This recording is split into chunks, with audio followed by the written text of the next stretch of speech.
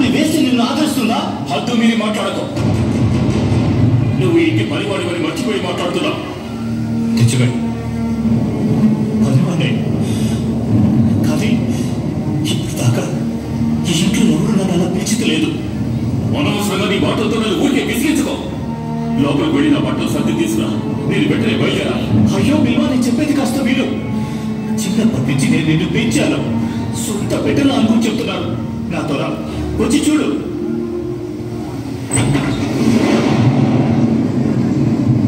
చూడు, బాగా చూడు. ఇలాంటి గాలి వాన నువ్వు జీవితంలో ఎప్పుడైనా చూసావా?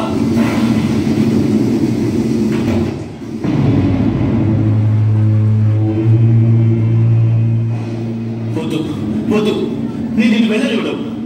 ఈ ఊళ్ళో మన కుటుంబానికి ఒక మర్యాద ఉండేది. నువ్వు ఆ చింతామణితో తిరగడం వల్ల అందులో సగం పోయింది. నువ్వు ఇప్పుడు మీ తండ్రి గారి అంత్యక్రియలు చేయకుండా ఆ చింతామణి చూడటానికి వెళ్తే మిగిలిన మర్యాద పోతుంది. నేను నిన్ను వెళ్ళనివ్వడం బిల్వా. అయ్యో అయ్యో అయ్యో, నేను చెప్పేది అర్థం చేసుకో.